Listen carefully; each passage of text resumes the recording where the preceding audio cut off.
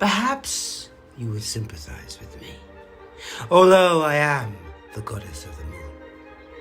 Have you ever done something that felt like a good idea at the time, but then kind of went wrong, and you kind of knew you ought to sort it out, but one thing and another, and you know that your brother will laugh at you if he sees you've made a mistake? Is that you? If it was, you'll understand. You see, many generations ago now, a prince of a certain city saw me bathing by moonlight. Now, don't get me wrong, the young lad, Acte, had the favour of my eye. I liked him. I was going to bless him. I would have even eventually found him a beautiful wife of his own. But when he turned into a peeping Tom, the white hot fury burned in me. And I called down the white fire of the moon. And before I could even repent, he was ash, and his soul was on the road to Hades. Oh dear, but then it began. You see, he was the last hope of his people. They were having to fight barbarians. That was where he had caught my eye, because he wanted me to help lead their armies. And he was doing quite well, but without him his people fell apart. And the barbarians were going to sack them from the north, and I felt so guilty. So I thought I really ought to help. And at first I thought of my priestesses. Now, my priestesses all have the power to turn themselves into bronzed-beaked birds. But I can't waste my most powerful priestesses on a war. So I went down into the fields, and I saw them. Up in the chimneys of men, a great bird with a long beak, a crane. And I gathered all the cranes I saw in that land, and I sang them a song of wisdom, teaching them how to fight, teaching them to enjoy the taste of human flesh, giving them sense to follow the orders of the followers of that land, those who live by my word in it, making for them great bronze beaks and bronze claws. And then, as the barbarians came in their hordes, I set my birds free, and they flew down from the sky like a flock of revenge. And they tore out the eyes of the barbarians, driving them from the fields and the villages up into the mountains, and my birds followed them. And they dwelt for a generation there in the mountains, not harming anyone, well, except for the barbarians, as I had meant them to. But you know, animals are animals when all is said and done. They get hungry. And the eggs of my original birds hatched, and they did not pass on my wisdom in full to their children. And so it was, one cold winter's day when food was scarce, the villagers in those towns I'd once protected looked up, and suddenly again the sky grew black, and down they flew, like bronze talons, all with beaks like swords. And men were driven from the snowy fields and had to hide in the deepest dungeons and close iron doors as birds flew at them from everywhere. And they prayed to me. Now, I didn't just like to kill my birds. They were only doing my bidding, and I hate killing animals. But I couldn't let the people suffer quite this way. So at first, I did what any good goddess would do. I told them to change what they were wearing. There was no point fighting birds with bronze. You had to wear cork with pitch on it.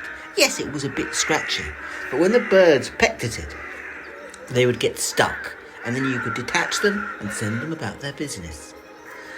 But you know what humans are like. You give them good advice, they don't follow it.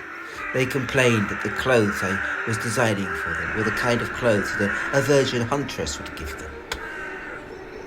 So I grew a bit angry at that point, and I just called down a storm. And the storm put all the people in the houses and blew all the birds away to a nearby marsh. And I thought, I'll just leave it there. Nobody will go in the marsh. It's not very friendly, is it? Full of mosquitoes. But would you believe it? It turned out that marsh had on it a causeway. And the causeway was the only way for that people to cross the island to the other city on the other side. And the very next day, merchants were crossing the marsh, and the sky was black, and with a flash of bronze and a croak of fury, all red-eyed with talons as long as nails, the birds flew down, and no merchants got through. And no king of the isle had the power or the men to dispatch an army into the marsh. Some tried. Some even tried to burn the marsh down, but it was no good. Always the birds pecked out their hearts before they could do anything. Well, I was going to leave it there. In the end, you don't always succeed. But I did feel a bit guilty. I'm sure you understand. And then, when I saw the beefcake, I thought to myself, well, you don't want to waste a good pair of legs like that. And an idea struck me. Because if any warrior could destroy my birds without destroying anything else, because I accept they are a public nuisance, it would be him. So I went down and whispered to the silly old tyrant of Tyrants that he ought to send Hercules off to kill my birds in the forest and the marsh. I even told him that Diana herself would be furious. I whispered it to him in a dream. And so he croaked to the hero, and the hero took a boat to the isle. But as he was sailing, a problem struck me. Now, birds, my birds, have at least animal cunning. Picking to death armies, that was fine. Destroying merchants, that was their brief. But when they were hunted by a son of the gods through their marshes, oh, you would not see them. And so it proved. Hercules landed on the isle, stalked into the marsh, up and down and criss and cross he went, but always the birds were ahead of him. He never got a plain shot, and being the kind of man he didn't just kill everything and leave it out as bait. He wanted only the birds. And when I saw that, I swallowed my pride, and I went to see my half-sister, who's always good for a scheme, whether they're for you or against you. And she laughed, for it's true, the beefcake, Hercules, is her special favourite, and she smiled and said, I could do no other task I would like to do more. But we better bake some cakes. So she had me bake the moon cakes, the delight of the gods, made with double honey. And I wondered why. And then she took me off to that cave under Etna, where the smith lives. And when he saw us, he was a bit grumbly, but she was so nice to him and kicked me, so I was so nice to him. And he's always Mrs. Feminine Company. And when we brought out the cake, he chuckled. And then she looked at him with flashing eyes. And he looked back at her as if he listened. And he went back into his cave. And he was gone just long enough for us to lay out the cake and brew tea. And when he came back, he had in his hand a strange bronze stick that, as you turned round and round, made the noise of 1,000 thunderbolts. And even as he moved it, all the birds on the Isle of Sicily rose to the sky. And I laughed and said, that'll do. Well, we had cake and tea with the smith. And then Athena, waiting till night time, put the klaxon with whispered advice in the ear of the beefcake. Obviously, she had to tell him what to do. Well, the next day, the pair of us took our position up in the stalls in the vault of heaven to watch what he did. And he took up the klaxon and he moved it. And then, he went up the nearest hill to the marsh. You see, when they'd building the causeway, the builders had constructed there near the centre of the marsh a hill that overlooked the whole, that allowed them to steer the course of their causeway through all the mist.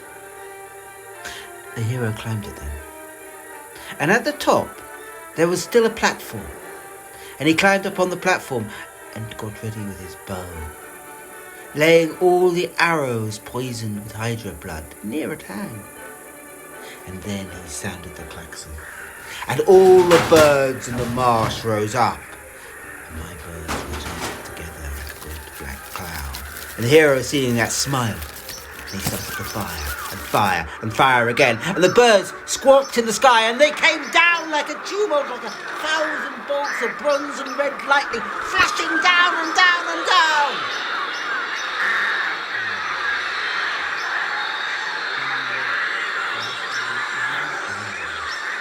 So that my eyes could not see his hands fly the bolts and bolts and bolts, and each bolt with a bird that only took a graze, only a feather. The hydra's poison to do the rest. And soon a great pile of dead birds lay upon the marsh. And then suddenly I thought to myself, waste not one now. And I flew down and grabbed 6 of my own and carried them off to an eastern ocean, where I turned them back to women. They could be my priestesses there, or guard the isle. I'll think of some use for them. When you've invented a creature, do not let it totally die out. But there were enough of the birds with their beaks to satisfy any tyrant. And the hero took the bronze beaks and beat them into swords for armies to come.